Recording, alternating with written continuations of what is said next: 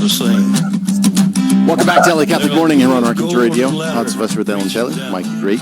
Reed's doing his thing. In studio is Andrew Cash, who works with Kolbe Prison Ministries. Good morning, Andy. Good morning. How you doing? Fantastic. Thanks so much for joining us. Thanks for having me. I really do appreciate this. Kolbe Prison Ministries, named after St. Maximilian Kolbe. You were checking out our first class relic here in the studio. Mm-hmm. Yes, thank you. Yeah. It was worth the drive over just to see that. Oh, yeah. So for our listeners who have never, we've all heard of prison ministries, but specifically, what is Kolbe Prison Ministries? So I just want to, mention one thing. I'm not a worker for Kolbe Prison Ministry. I'm a volunteer worker. Mm-hmm. So I just want to make sure that's clear that we're all volunteers. I started going to prisons, just a few years ago, and an inmate came up to me at Century and said, "Hey, do you guys do Acts retreats?"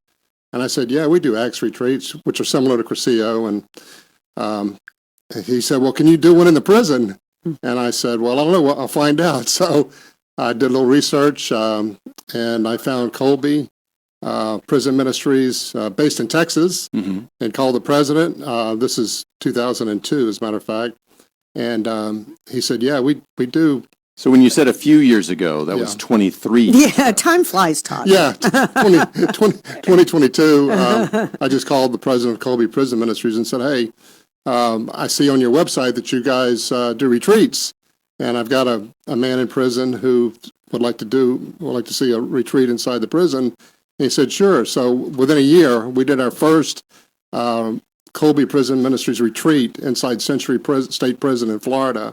August of 2023, and we've done 4 more since then. Well, but how did you first get involved? Because, when I was 19 years old, I happened to be home for the summer, and a friend of mine said, "Hey, Todd, you want to go to the prison with me?" And I'm like, yeah. To visit? We went and brought brownies. We had a Bible study. It is so foreign, though, because sadly, it's out of sight, out of mind. So basically what happened to me was my wife and I were living in New Jersey, and my office was in Midtown Manhattan. I was only a block away from St. Patrick's Cathedral, so after Mass, I'd go to Mass before going to work, and I was sitting in the pew number 22, no doubt, in St. Patrick's, and I'm just, the gospel was about Matthew 25, about the corporal works of mercy, and the last one that Jesus mentions 4 times is to visit those in prison. And so, that played on my mind, and, but that's 1992, and I didn't actually get into a prison until 2017. So, it took, you just don't knock on the door and go in. So basically, I had one person at Pensacola, Tallahassee Diocese who was going in, a Deacon Ray Aguado, and he invited me to go with him, and I went, and from there it just sort of grew and grew. So for our listeners, because there are some people listening going, granted, we need prayer support, maybe there's some financial support, but to actually go, I'm sure there are people listening going, my heart is stirred. Yeah, so, what happened to me was it was kind of an evolutionary experience. So in 1992, I read it, and just to be obedient to Jesus, I want to go to prison. So when I started going into the prison and jails, as a matter of fact, it was really out of obedience. But then what happened was I said, wow, I can see changes in these men's lives. And we have women as well to go in prisons and to jails. But, you could see this change happening. And I said, well, that was encouragement. Let me keep doing it. And then what happens is that the next evolution was, because you're going into the prison, you're going to see Jesus, and Jesus is radiating back on you all day long. And so this has a transformation in your own heart, your own soul. And I'm finding happiness and joy. And like at our last retreat in Santa Rosa last week at Santa Rosa Annex in Milton, Florida, just east of Pensacola, we were walking in on our third day at 5:45 in the morning, and one man says, "Hey, my wife looked at me last night and said, I've never seen you so happy. Wow. You're radiating joy." And one of the other volunteers next to him said, I've never been so pumped up in my life. I just can't wait. He woke up at 4:15 in the morning and said, I just can't wait to get there and see, my new friends. And not to be outdone, but a deacon who went in with us to teach about the sacrament and so forth says, this is the first time in 8 years I really felt the calling to be a deacon. Wow. Those are just, comments that come from volunteers. Yeah. And, when we at the end of a 3-day retreat, we have open mic, and we give all the men, the retreatants. Like last week, we had over 50 retreatants, and they can say whatever they want to say, and they say things like, Kolbe saved my life. I haven't been to confession in 20 years. I feel like I'm floating around. So the reasons why I would recommend that potential volunteers, think about going into the prison, or think about cooking meals for us to bring into the prison, or being prayer support or donating.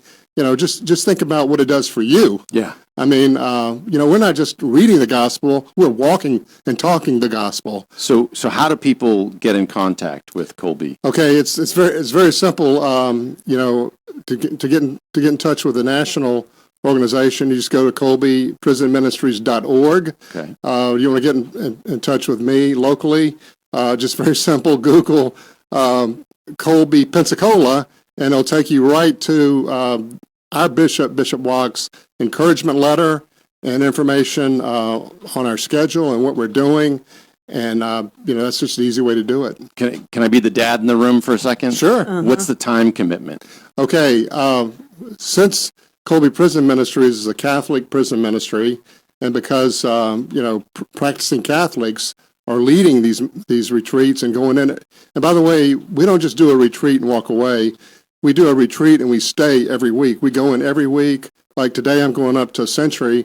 Every Thursday, a couple of us guys go up to teach a class, say the rosary, and oftentimes have Mass when the priest can make it there. We go up also on Sunday. We got a couple of men that go up and have communion service and pray the rosary.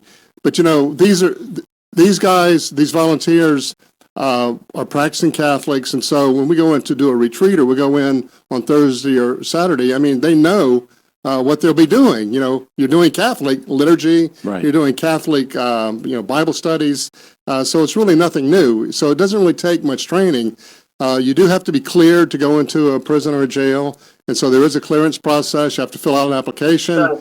I've never seen a person rejected and not making it through the clearance process. And then we have some formation meetings. And the most important thing that we do to prepare people is we mentor. So, if I have a brand new guy, maybe he really knows his Catholic faith really well and can catechize on the spur of a moment. They will go in with another experienced person and spend some time to understand, because I think most people are just, what am I going to say to, an inmate? How am I going to get along, And it's just like going to sit on the front porch, of somebody's house, your next door neighbor, and just, what's going on, talking to them like you would your next door neighbor, like you're coming out of Mass on Sunday, you're chatting with your friends. And I can just say, as I'm sitting here thinking about this, these guys that come to our classes during the week, the guys that come on the retreat, they want to be there. For example, most prisons have thousands of inmates, and we do a retreat of maybe 50 guys coming in, sometimes 60 or 70. These guys want to be there. They're not the guys that are, we want the gang members. We want everybody to come. But usually you've got fallen away Catholics, you've got non-Catholics. They want to learn about the faith. And they're there to be with us. They hope that we come. So you've got a receptive audience. Some say we have a captive audience.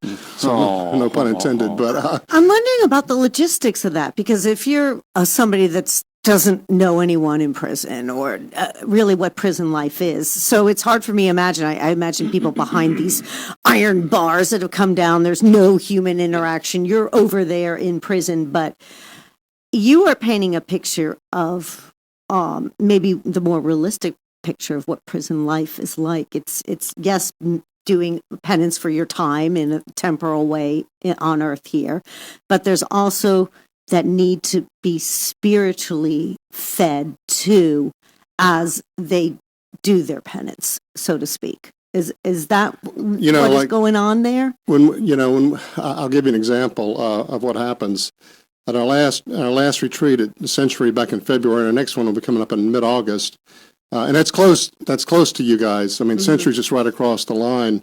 It's about an hour away from here. So if anyone wants to come to that retreat and really see firsthand, I'll invite them. Give me a call right away. But at our last retreat, on our first day, we're introducing ourselves to the inmates, and they're walking in and they're introducing themselves. And this guy comes up to me and says, "I'm Wiccan.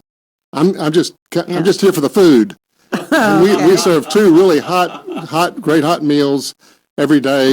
And I said, "Well, welcome. I hope you like the food." At the end of that 3-day period, he stood up, and our bishop was there, and it was open mic time.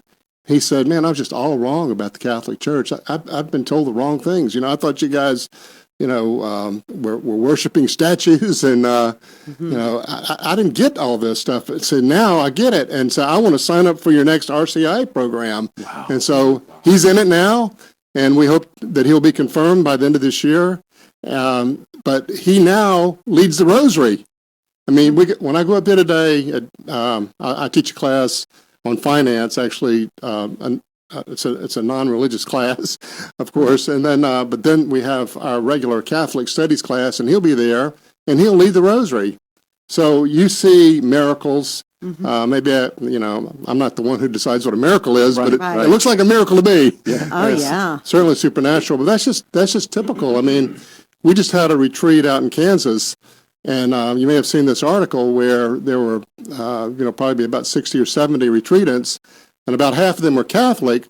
But at the end of the 3-day retreat, about 30 guys signed up for our RCI program. Wow. So literally, almost everyone who wasn't Catholic at that retreat after 3 days, they wanted to learn more about the fullness of the truth of Catholic faith. And we also forget about where they're coming from, Andy. Like that one experience that I had when I was 19 years old. They gave us a slight training before going in, and one of the things was you can't ask why they're there. So I was a little scared. I was intimidated, to be honest, first time in the prison. And I looked, and the guy it wasn't a tattoo. It was something on his arm, and it spelled out stupid. And I was looking at it, and he goes, "You looking at my arm?" I'm like, "No." And he goes, "My dad did that to me. He burned with his cigarettes the word stupid onto his arm." Yes. So then I'm thinking, what kind of childhood was that? Well, that's the thing. When you look at who's in the prison, I mean, it's a broken family. I mean, 99%. I'm just saying that. But a very, very high percentage come from broken homes, and you can empathize with them, and that's another reason to go. Is that if it wasn't for the grace of God,